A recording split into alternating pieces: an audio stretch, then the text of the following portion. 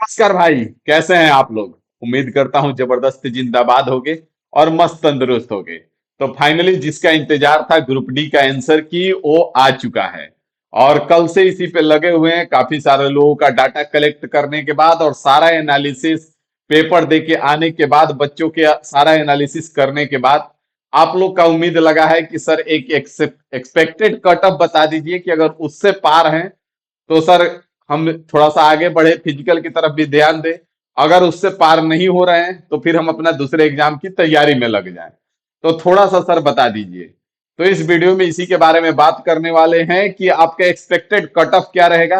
क्योंकि expected cut off आकर के कुछ भी नहीं बोल देना होता है, इसके पीछे रिसर्च होता है, एनालिसिस होता है, तब जाकर के आदमी आकर के कुछ भी बोलता है। क्योंकि कहीं ना कहीं बच्चों का भरोसा होता है, वो दो बच्चों का ही हो, चार बच्चों का ही हो, लेकिन कहीं ना कहीं उनका भरोसा होता है कि हाँ राहुल सर बोल रहे हैं तो कहीं ना कहीं सच है।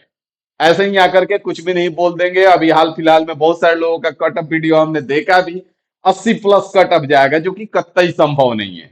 उम्मीद से कम कट ऑफ जाएगा जितना आप सोच भी नहीं सकते हो। और बार बार हम कहते हैं कि कट ऑफ भाई ज्यादा नहीं जाएगा, पीछे की वीडियो में भी हमने कई बार बताया है कि कट ऑफ आपका ज्यादा नहीं जाने वाला है। आप रोना मत रो, धैर्य रखो, क्योंकि उसके पीछे बहुत सारा रीजन है जो कि इस वीडियो में बात करेंगे। उससे पहले हम इतना ही कहेंगे कि अगर आप कट ऑफ पार कर रहे हो तब भी, अगर आप कट ऑफ पार नहीं कर रहे हो तब भी, आगे आपका सारा एग्जाम पड़ा हुआ है।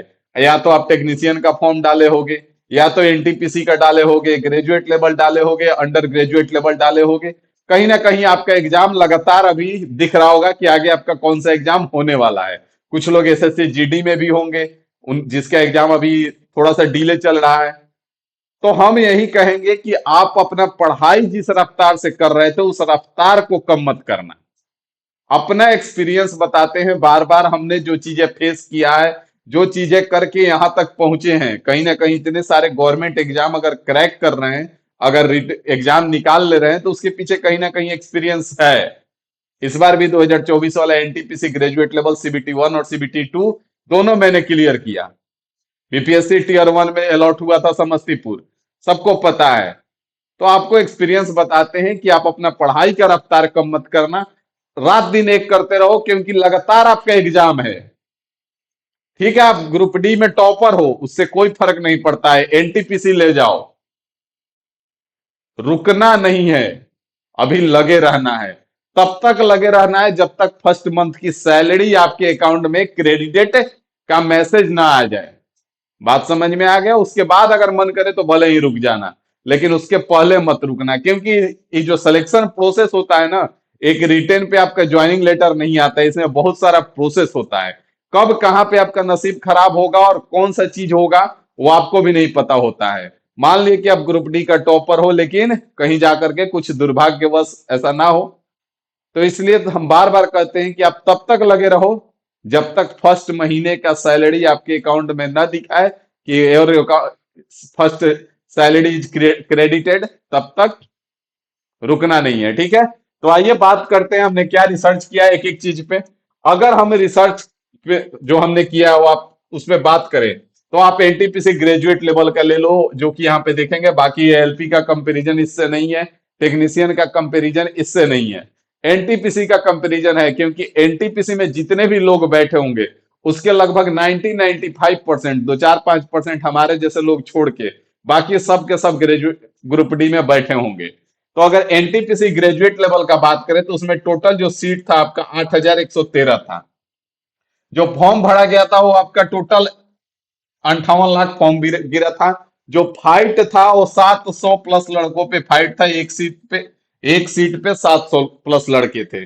जो आपका कट ऑफ गया है अप्रॉक्स 75 हम मान के चल रहे हैं, कहीं 69 भी गया हुआ है, कहीं 78 भी गया हुआ है, लेकिन अप्रॉक्स हम मान के चल रहे हैं कि 75 इसको ले लेते हैं। ठीक है, और ये क्या है, ये आपका रॉ मार्क्स नहीं है, इस बात पे ध्यान रखिए बार बार। नॉर्मलाइज्ड स्कोर है, नॉर्मलाइज्ड स्कोर। जो लोग आके आपको कट ऑफ बता भी रहे हैं ना, वो भी नॉर्मलाइज्ड स्कोर ही बता रहे हैं, लेकिन वो ये बात बोलते नहीं है कि भाई हम ही नॉर्मलाइज्ड स्कोर बता रहे हैं।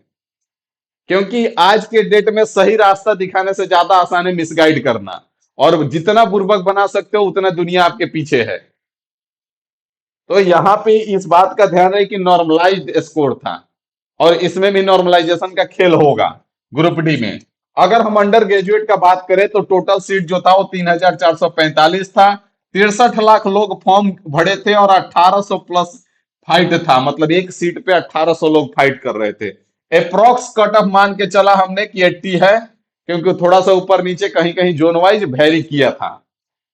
अब हम आते हैं ग्रुप डी पे। तो ग्रुप डी में टोटल सीट जो है आपका 32,438 है। टोटल फॉर्म जो गिरा है वो 1,08,00,000 है।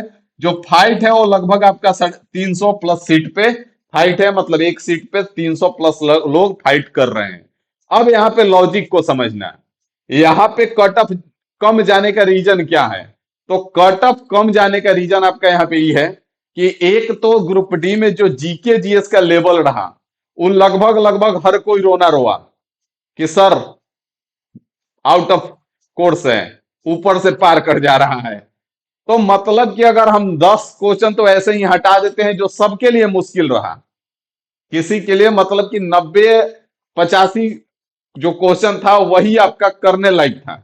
अब उसमें कोई 65 किया, कोई 70 किया, कोई 75 किया, कोई 55 किया, यही करके आए हैं लोग। तो यहाँ पे अगर हम बात करें कि जो अपना एक अप्रोक्स कटअप जाने वाला है उस 60 से 65 के आसपास आप मान सकते हो, प्लस माइनस आगे पीछे दो चार नंबर आगे पीछे कर सकते हो। इससे ज्यादा आपका कट ऑफ नहीं जाने वाला है। अगर रॉ स्कोर का बात करें तो हो सकता है 60 से एक दो नंबर कम भी हो जाए या 65 से एक दो नंबर ज्यादा हो जाए। इससे ज्यादा आपका रॉ स्कोर कट ऑफ पे नहीं जाएगा। हाँ, नॉर्मलाइज स्कोर बढ़ के हो सकता है आपका 70 दिखाए, 72 दिखाए, 71 दिखाए, लेकिन वो नॉर्मलाइज स्कोर होगा। और सबका नॉर्मलाइज स्कोर में दो चार पांच नंबर तो लगभग लगभग सबका बढ़ता ही है। हमारे जैसे बदनसीब लोग होंगे जो एक दो लोग जो कभी कभी नहीं भी बढ़ता है, जितना रहेगा उतना ही रह जाएगा। ठीक है, ये हमारे साथ भी हुआ है एनटीपीसी पिछला वाला में। तो यहाँ पे 60 से 65, अगर आप 60 नंबर आ रहा है आपका काट छाट के, तो आप निश्चिंत रहो, फिजिकल पे थोड़ा सा टाइम देते रहो और बाकी आगे रिटर्न की तैयारी करते रहो। आगे भी आपका एनटीपीसी है, फिर ग्रुप डी है, तमाम एग्जाम है। और अगर 65 और 70 हो तब तो आप पूरी तरह से सेफ हो, कोई आपको रोक ही नहीं सकता है।